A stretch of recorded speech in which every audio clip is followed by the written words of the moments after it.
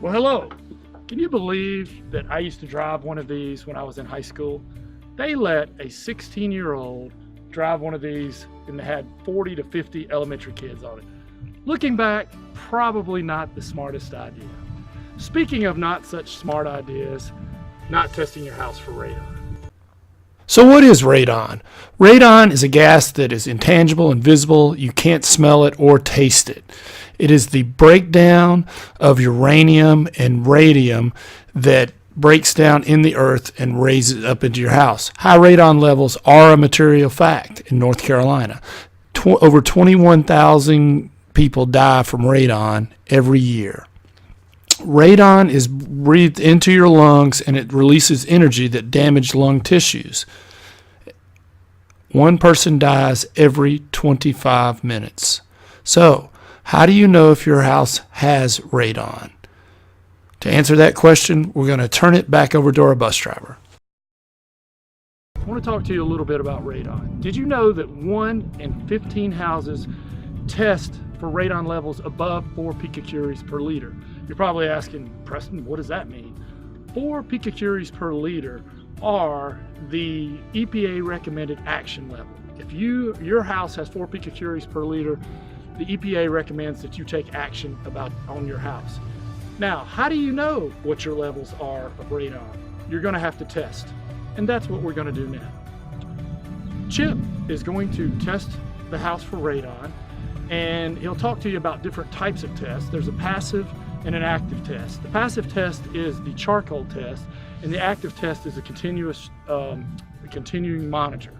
We're going to use the continuing monitor, which is the best in real estate. The charcoal tests are fine for homeowners and things like that, but the problem with those in real estate are a couple of things. Number one, they take over a week, where the continuous monitor, you can get the results in 48 hours. Number two, in real estate, the charcoal thing, they can cheat on that and you will not know. Don't you be putting a bowl over it. See, you could cheat the test, the seller could. Now, in the continuous monitor, it tells if it's been tampered. It knows if it's been tampered or altered with.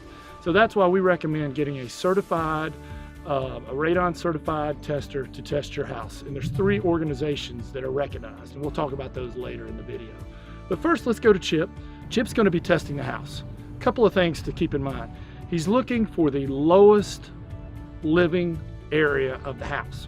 He also has to get the monitor 20 inches off the ground and away from the wall. The thinking is that it's where you would be breathing if you would be taking on the radon. We're going to talk a little bit more in the video about radon and the causes of it. But first, let's go to Chip and see him testing the house, and he's going to talk a little bit more about what he's doing. But I need you to know that he's going to put up a sign when he's testing. It's going to take 48 hours. He doesn't want the sellers to interfere with the test. He can tell if they have, but he also has them sign an agreement saying that they won't, and explain that if they do interfere or tamper with it, he will know. My name is Chip Sprague with Home Inspection Carolina. I'm a licensed certified radon specialist. I just want to explain to you two types of radon devices that we have here that you can use when testing your home. We have a charcoal, which is a passive test. We have an active test, which is a continuous monitor test. There's benefits and negatives to both. Let's talk about the benefits for the charcoal. You can get the charcoal online at ncradon.org. You can get it at your local hardware store, and it's a lot cheaper than having a continuous monitor test. That's one of the benefits for that. The negative, though, is you cannot determine whether that charcoal has been tampered with, whereas the positive on the continuous monitor will tell you whether anyone has tampered with that. With a continuous monitor, it takes hourly readings, and you'll get a printed report after the testing period has been done, which shows you all of those hourly readings. From those hourly readings, you can determine whether there has been a spike somewhere. Was there a thunderstorm last night? We can go back to that and look at that and see by the thunderstorm holding the barometric pressure down closer to the ground will hold the radon closer to the ground, which is going to increase the levels. It'll also tell you whether it's been tampered with, whether it's been unplugged. Some boxes also tell you the humidity. If I were to cover this box up, it will tell me if someone has tampered with this or moved this box around. Whereas the charcoal, unfortunately, does not do that. I could put a cover over that charcoal and I will never know the difference. So by sending that charcoal out, you're going to get the overall results. By getting the continuous monitor, you're going to get every hourly result, which in essence is going to give you more detailed reporting on your home and what's actually going on in your home within that 48-hour period.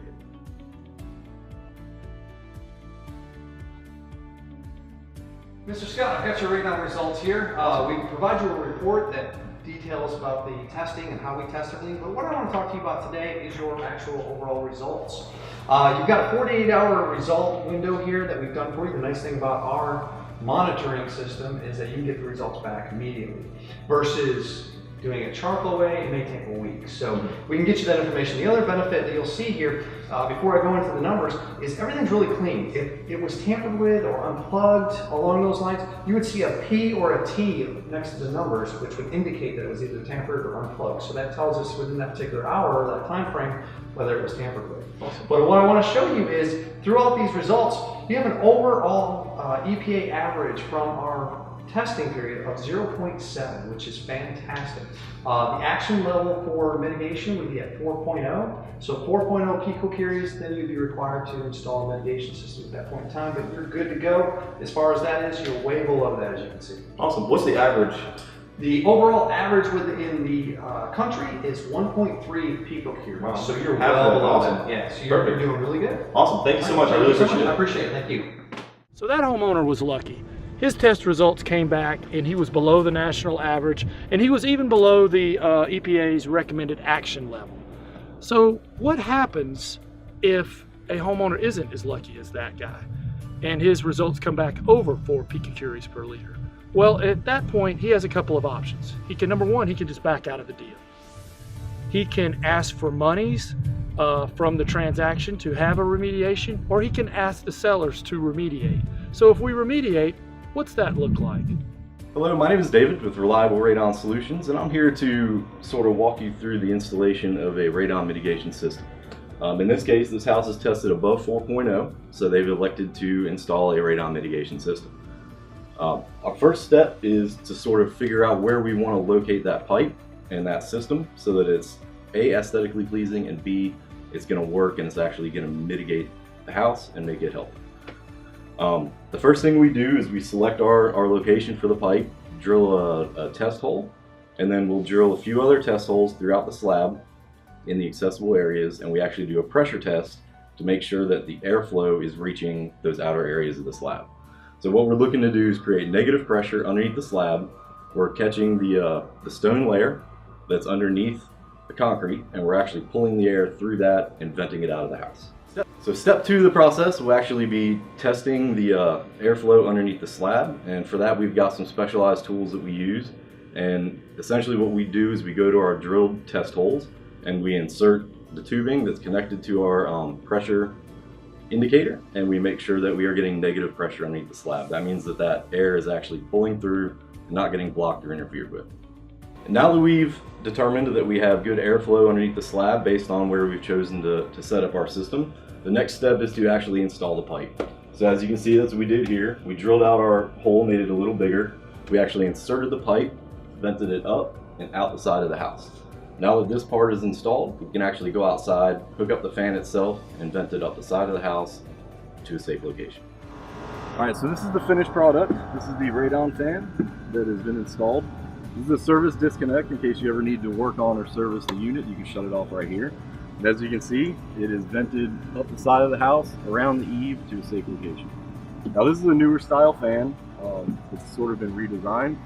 It's not very common, and you really need the correct slab conditions to use this style fan. Otherwise, they look like the traditional radon fan.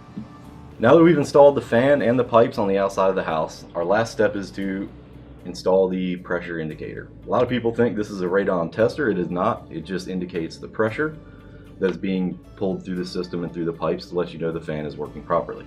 As you can see, it's out of level, which means it is creating negative pressure and the fan is working properly. If you ever see these indicators level, that means something is wrong with the fan. Even if it's running, if it's level, then something's wrong and it needs to be looked at. Also, you'll note here that we do have a radon reduction system label. That is important. As you see, it looks exactly like the standard drain line in the house. You definitely do not want somebody who doesn't know what this is tapping a regular drain line into your radon system. You want to make sure that they know exactly what that is. In conclusion, we have talked about radon today. We've talked about the health effects associated with radon, and we've talked about radon in the real estate transaction. If that radon is above 4 picocuries per liter, which is the action level recommended by the EPA, we've talked about how that can be reduced. Now, if you're testing your own home, I think charcoals are perfectly fine. You can buy these at Lowe's or Home Depot, send them off. A week later, you'll get the results. But if you're doing a real estate transaction, you need to hire a certified professional. Certified professional is going to come in with a continuous radon monitor, and they would have the results in 48 hours. They can also tell if the seller has tampered with the test. So in a real estate transaction, using a charcoal monitor would be about as smart as hiring a 16-year-old to drive an elementary school bus full of kids. So again, I'm going to recommend that you hire a certified radon professional. I'm going to get back on the road now.